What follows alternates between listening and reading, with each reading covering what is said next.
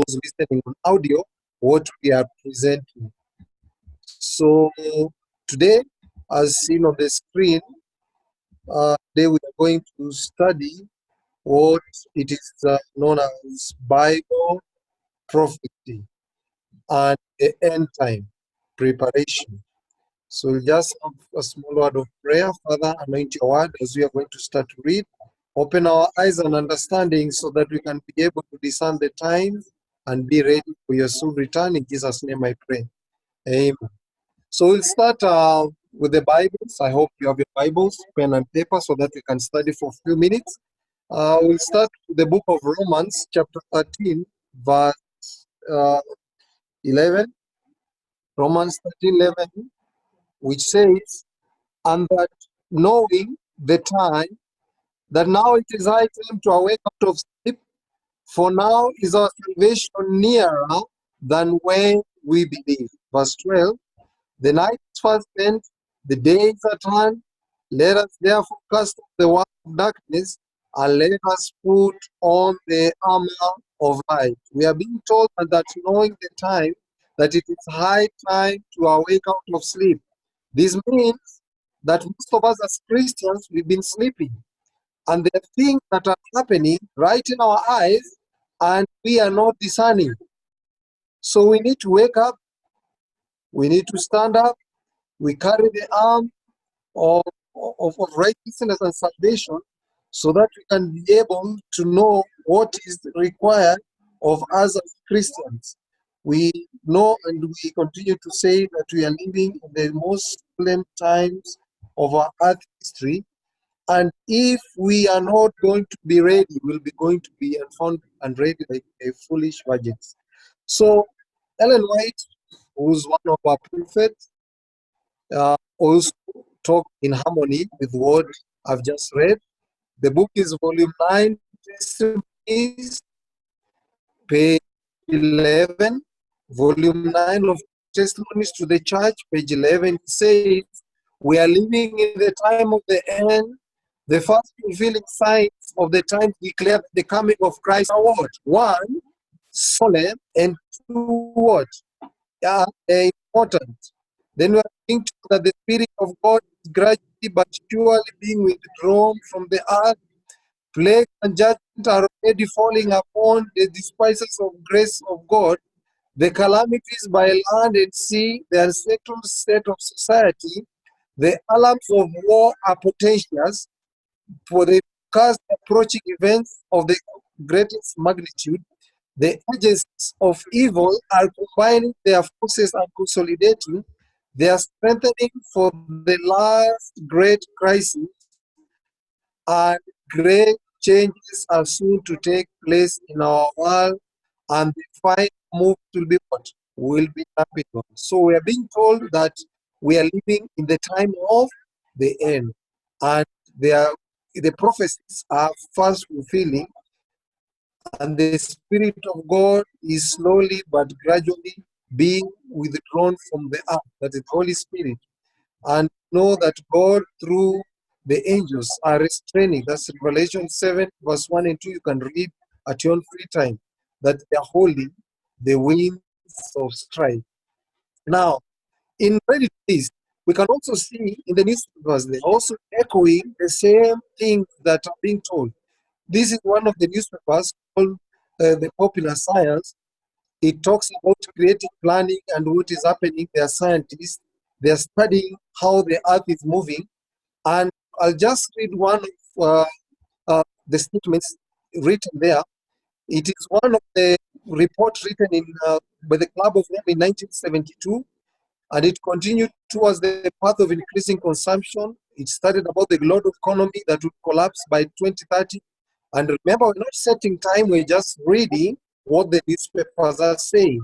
They are saying population losses will ensue and things will gradually fall apart. Now look what they are saying in the second paragraph.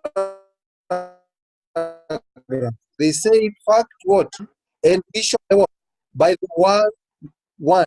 That is when the quality of life is supposed to drop dramatically.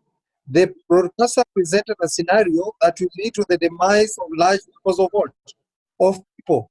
At around 2020, the condition of the planet will become highly critical. Remember, this was a newspaper that was written a way back.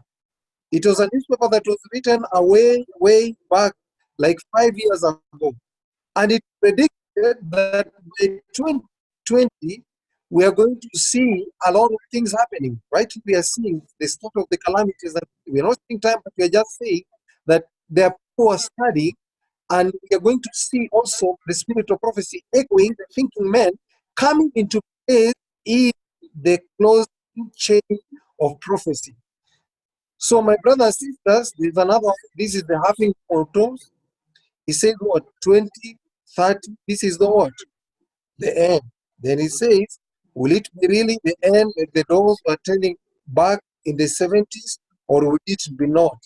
This is newspaper that was written in 2014.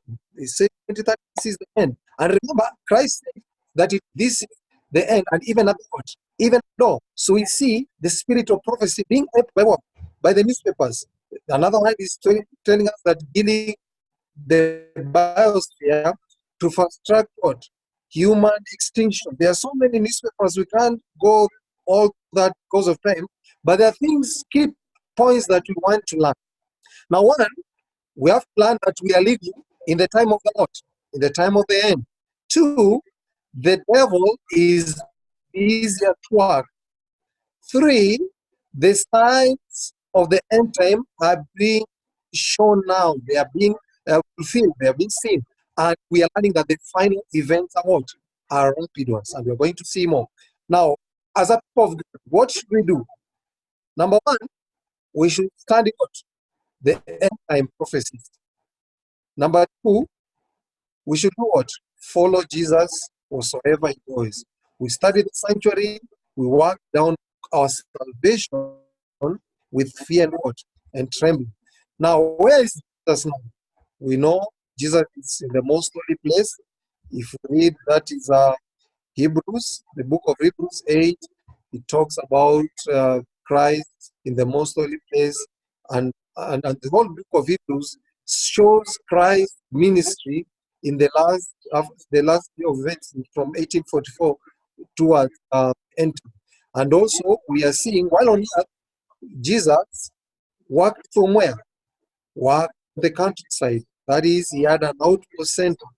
We'll just read a few verses because we said we are going to follow Jesus as we watch the prophecies. Let's go and we see where was Christ. If Christ was on earth today, where could he be? Let's to the book of Matthew, chapter 14. We open our Bibles. Matthew chapter 14. We're going to read verse 13. I don't know, my brother Vince, if you are online, you can read for us. Matthew chapter 14, verse 13. Matthew chapter 14, verse 13.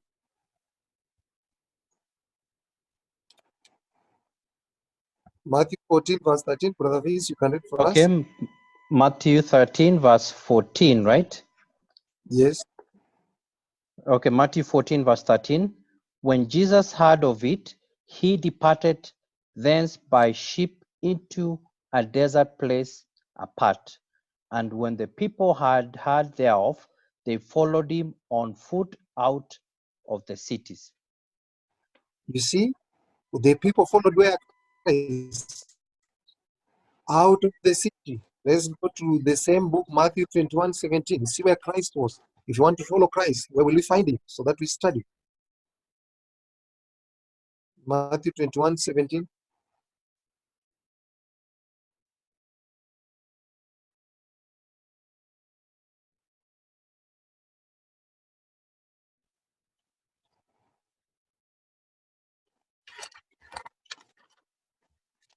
Matthew 21, verse 17. Okay, Matthew 21, verse 17. Mhm. And he left them and went out of the city into Bethany, and he lodged there. Yes. So we see Christ who did what? Went to Bethany. That's where he slept. Christ in the evening, he used to lodge out of the city. Where he worked out of the city. If you go to John 4:30, talks about the same thing and the many verses. So we see we have to follow Christ as we look at the prophecies. Now, the big question is, where are we in the prophet? Let's look at the chart that we have. I think for those who can have the screen, we can be able to see. For those who do not, we can be able to explain. Now, the first event on the prophetic chart lies between the 1844 to the second coming of Christ. Now, from there, we see between 1844 to the National Sunday Law is what we call preparation time. And from National Sunday Law to the second coming of Christ, I can say is the practical time. Meaning that what we prepare between 1844 to the National Sunday Law is we will be able to come manifest after the National Sunday Law to the second coming of Christ. Now, from 1844, we've seen that the judgment of the dead begins. That is, Christ entered the most place and started the judgment of the living. After the National Sunday Law, the judgment of the living starts. Now, we are at a point, because of time, we can just put it directly, the National Sunday Law has not happened. And we're going to see later. The National Sunday Law has not happened. So we are between 1844, but just before the National Sunday Law. But we're going to see if God opens the way and if we can interact even on other platforms where we are and go to worship as a Christian. But we are just few moments, few short years, few short months to the passing of the National Sunday Law. Now, we see in this that Satan's armies are marshalling for the last great struggle. Brother, just go to Revelation chapter 12, verse 12, so that we can see what that the devil know about the time, because we saw the time is very important. Revelation chapter 12, verse 12, you can read for us. As I explained, is we see in the screen Satan's armies are marshalling for the last great struggle, where the mark of the beast, no buy, no sell, the earthly support will be cut for the people living on earth, the National Sunday Law will be passed. Revelation 12, verse 12. Okay. Therefore rejoice, You can ye read for us. heavens. Okay. Can you hear me? Okay. Yes. Therefore rejoice, ye heavens, and ye that dwell in them. Woe to the inhabitants of the earth and of the sea, for the devil is come down unto you, having great wrath, because he knoweth that he hath but a short time. You see, the devil knows even time. He knows that he doesn't have time. So he has to do all means possible so that he can look us up, so that we receive the mark of the beast. Because the mark of the beast, which we're going to see what it is, at the passing of the National Sunday Law, those who will not be ready, those who will not be prepared, will receive it. And those who will be ready will receive the seal of God. Now, there are places, if we are to learn about the mark of the beast and the National Sunday Law, which we've seen in the start, the National Sunday Law will be passed in America. And this is revealed in the Bible by studying two nations. It is what? It is Rome. On my right, we see it is what? White, that is the American. No, Revelation chapter 13, verse 1 to 10 talks about Vatican. That is Rome. The Roman power, purpose, I can say. And the other power that is described by the picture on my right is from verse 11 of Revelation 13 to verse 18. Are we clear? Now, we'll just see as we see the two beasts which are being revealed. That is the first beast as I explained, Revelation 13, 1 to 10, and another beast from 11 up to 17 as appearing in my screen. Now, we know America was formed in 1st March 1789, and we see from history the purple received a wound which started to heal, which is not fully healed, that the power to start coming into power, to regain its power in February 2017-98, when it started to gain the what? The purple power. So these are purple power. One is religious and one is what? Secular. But it has, remember, both religious power, but religious and secular powers, but secular powers in the US coming on the front, religious on the behind. The other one has more powers because Vatican has ambassadors. It has also the secular powers, but the what? The religious powers is held up. And this we can see. Revelation 13, verse 11, this is America. Now let's focus on America. He speaks as a what? As a dragon, but he pretends to be a what? A lamb. Has two powers, a lamb-like character and a dragon-like character. Now, how does a country or okay, I can proceed. I can proceed. Sorry for that. If you can hear me. Now, uh, uh, now, if you can hear me, I can say that we have. I was saying about the beast that is the second beast that is in America. Now it says that the Congress can do what? Shall make no law. The Congress shall make no law respecting what? The establishment of a religion.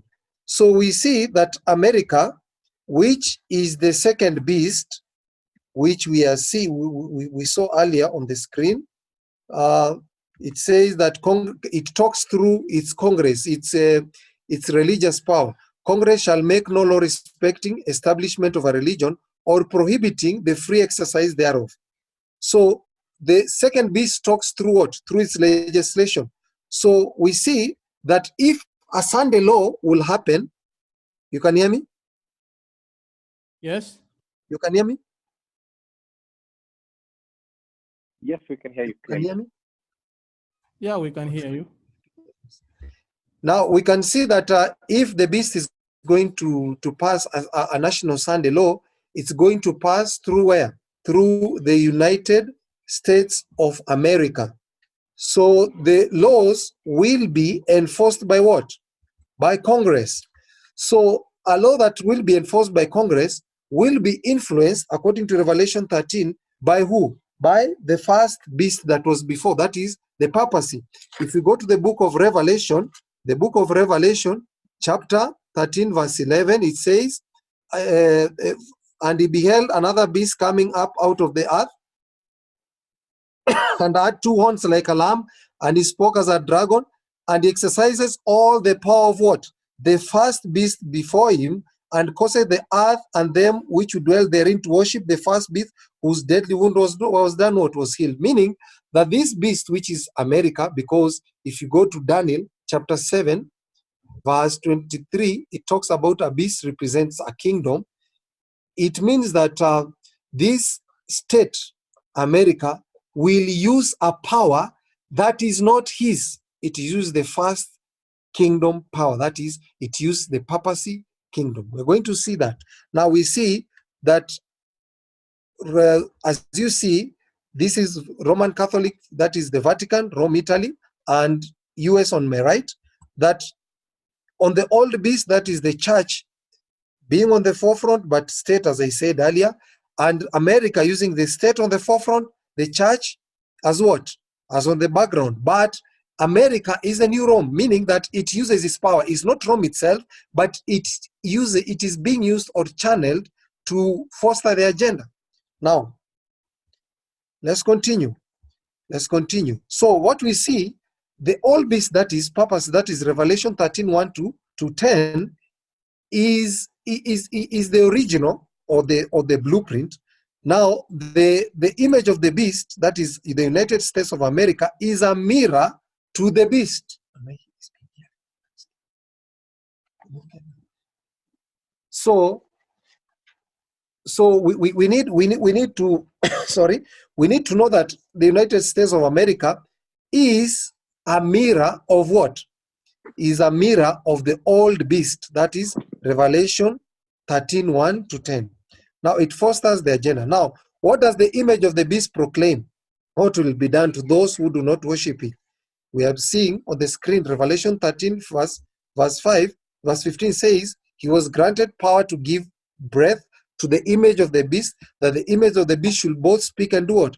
Cause as many as will not worship the image of the beast to do what? To be killed. So those who will not worship the beast, that is the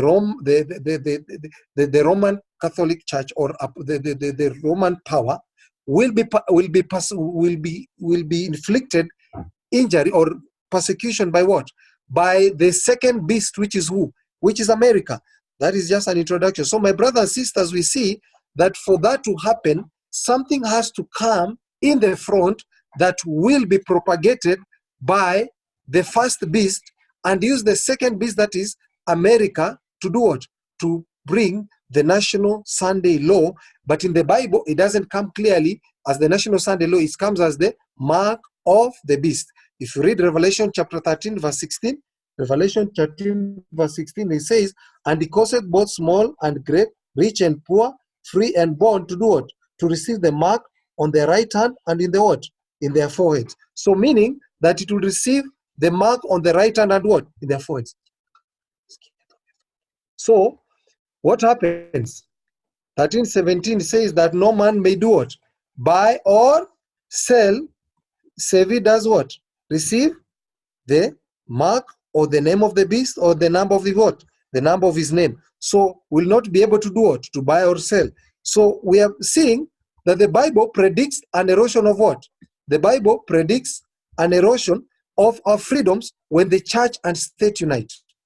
When the church power from the Roman Catholic Church unites with the state power from America, or the church power which originates from Rome influences the state power in America, which we know America being the superpower, it will make the whole world to wander after the beast. That's Revelation 13:3. So what does the papacy think and has ability to do? Daniel 7:25, that is the first beast, it shall be able to do what? To change times and what? And laws. It will be able to change times and laws, meaning that it will bring another law in a particular time that will force people to worship the mark of the beast. Now, the scripture enforces religious observance of what? Saturday. These are evidences that the true worship is on Sabbath. Does the Roman Church agree with history about the change of Sabbath? Yes. We see the authority of the church could therefore not be bound to the authority of the scriptures, because what? The church had changed the Sabbath to Sunday, not by the command of Christ, but by its own what? By its own authority and what? And tradition. So the beast, which is the second power and the first power, they'll influence us to receive the mark of the beast. Look one of the evidences that is showing the Roman church power is what? And the question is, what does the Roman church claim is the mark of authority and power? Look, this is a letter, October 28, 1895.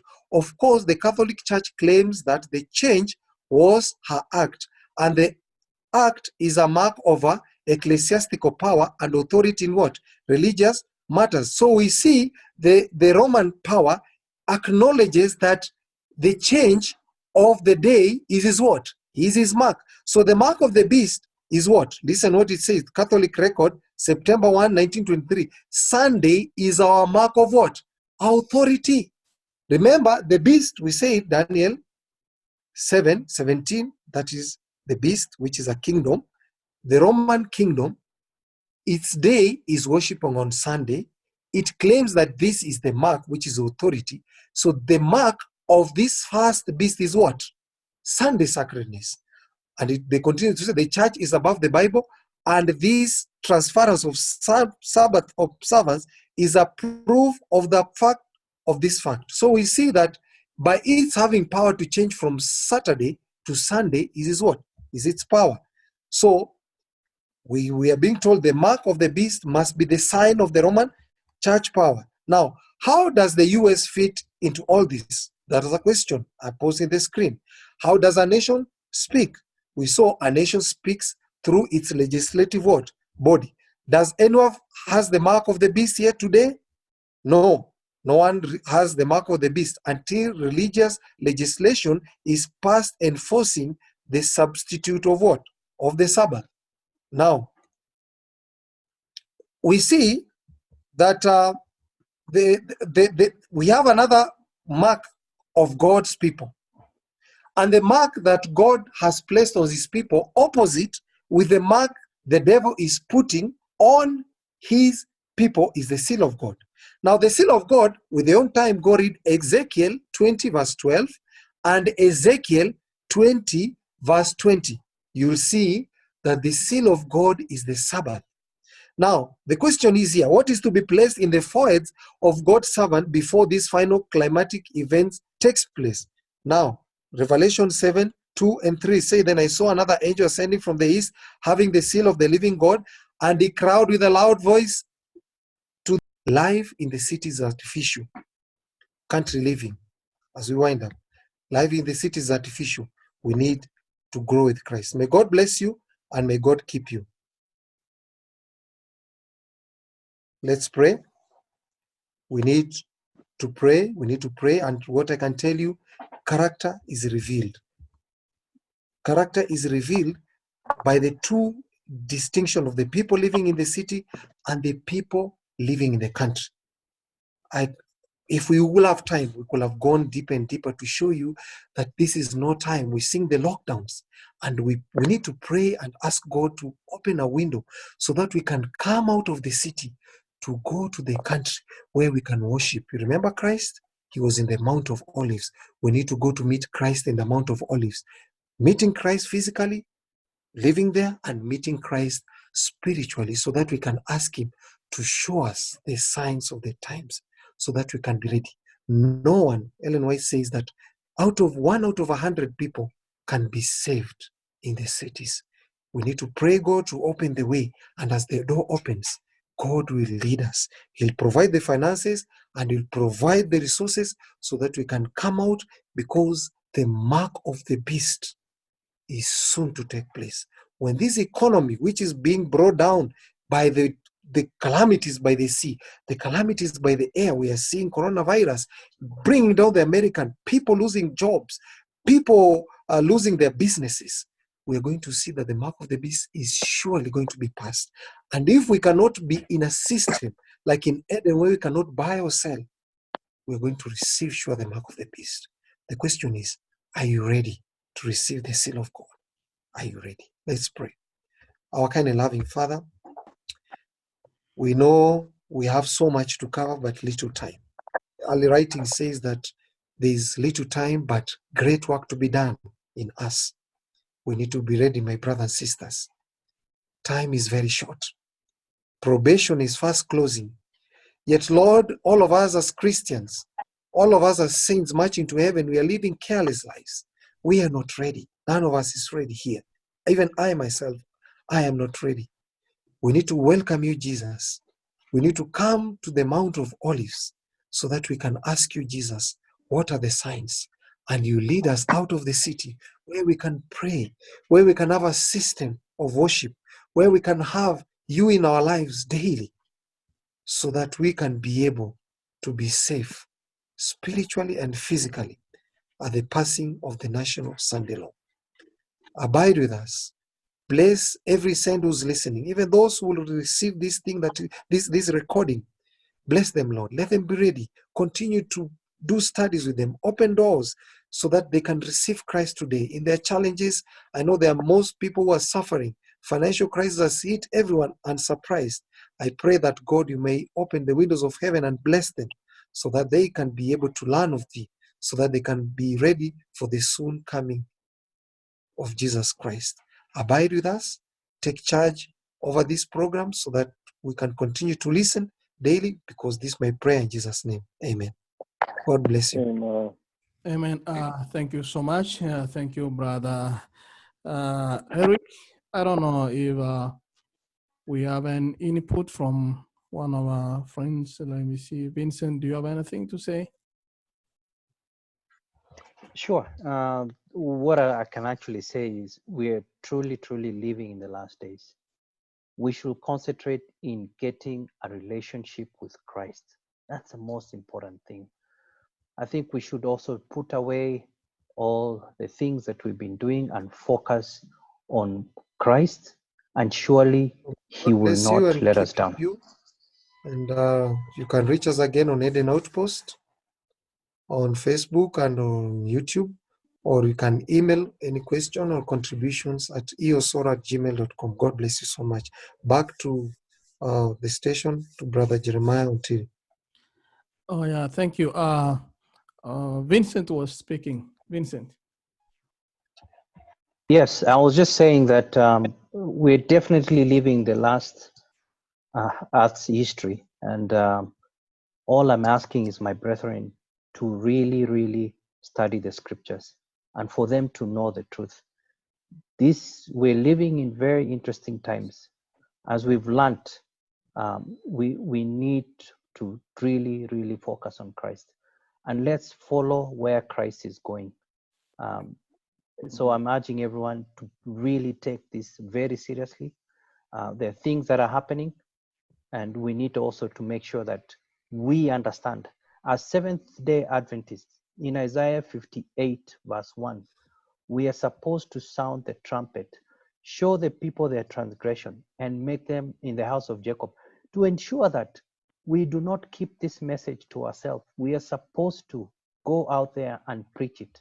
Even in Revelation 14 verse 6 to 12, the three angels message, that message is actually Adventists who are supposed to carry that message. We have to have the character of Christ for us to be able to do this work. So we have a very short window.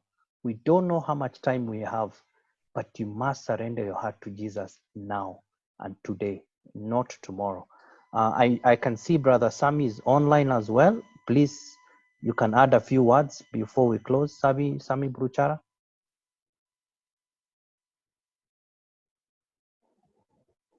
Sami, if you're there listening, please, you can add a few.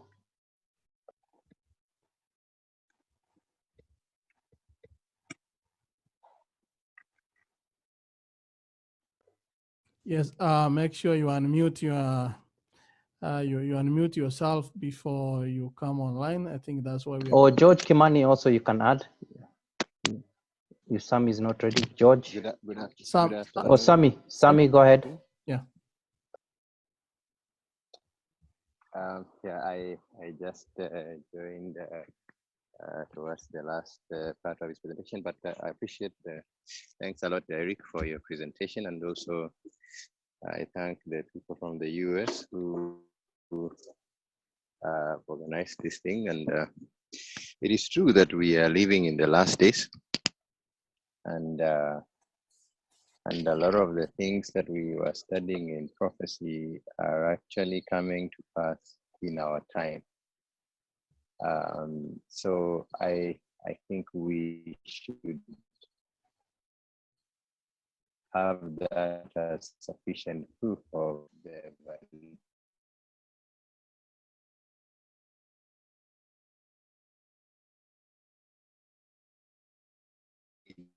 I think your network was low. If his network is low.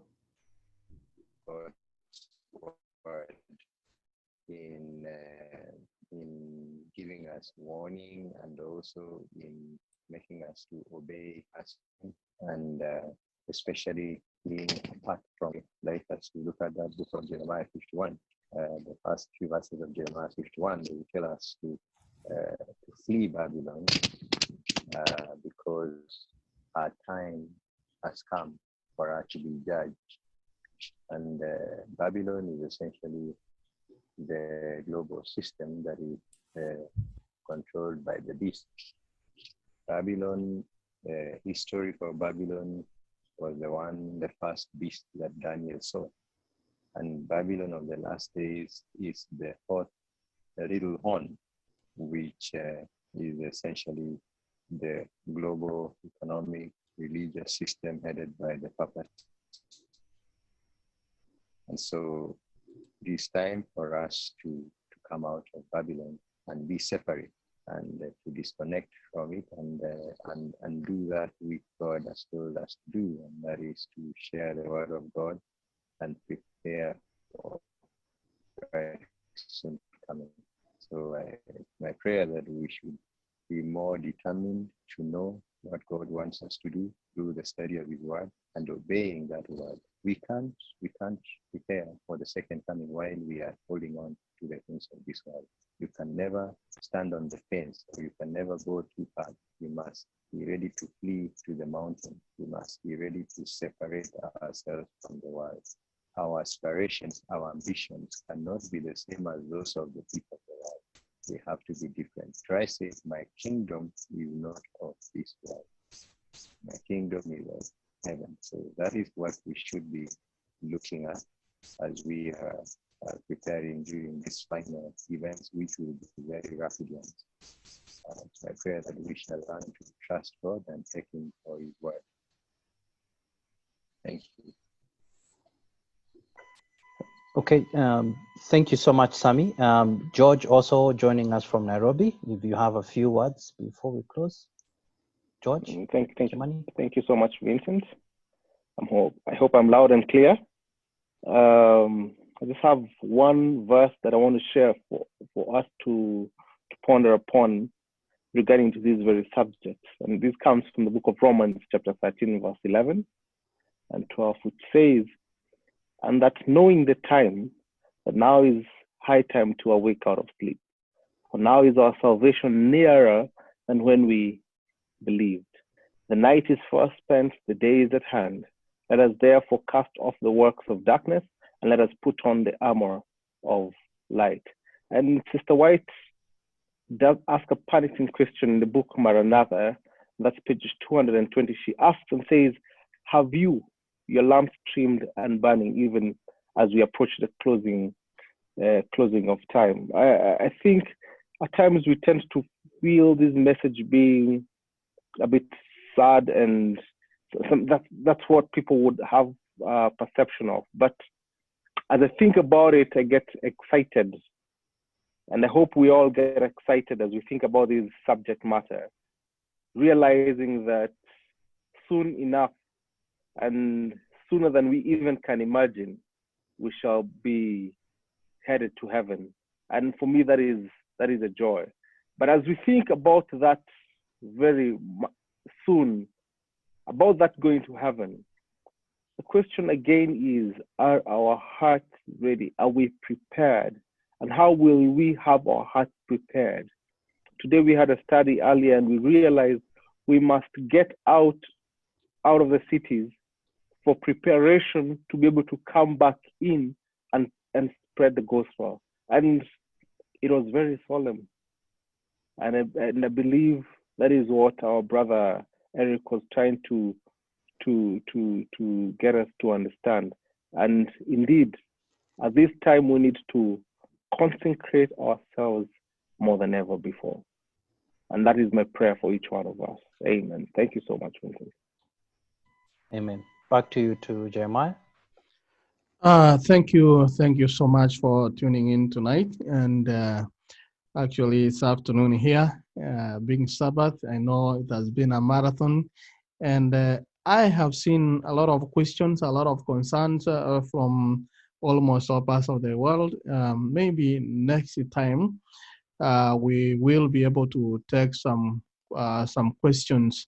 Like now, I see somebody is asking about you talked about the mark of the beast, and somebody is asking, is it possible that this corona thing might be one of the signs, or because eventually people will not be able to buy or sell? I think such will be tackled in the next weeks to come. Brother Lawrence, thank you so much. Nago is saying, God bless you, Brother Eric. And all, let's advance the course of the present truth. We are at the very end of closing this world history. Masatu from Dar es Salaam. And also we have David Muftakamba. He's saying a solemn message. Brother Eric, following from Dar es Salaam. Thank you so much. I want to be able to go to social media, Facebook and YouTube to read the text messages. Juvenari Shomburo from Seattle, Washington. I know you want to talk, but because of time, allow me to give the final closing prayer, and we will continue from here next week. Our Father and God in heaven, we thank you for this wonderful message that we have had this afternoon. We ask you to bless us and first forgive us our sins, and continue to prepare our hearts, continue to prepare us for soon. Yes, Jesus, you are returning to take us home. May you bless us throughout the week. May you give us good health, protect us, and more so, may we shine wherever we may be. In Jesus' name we pray. Amen.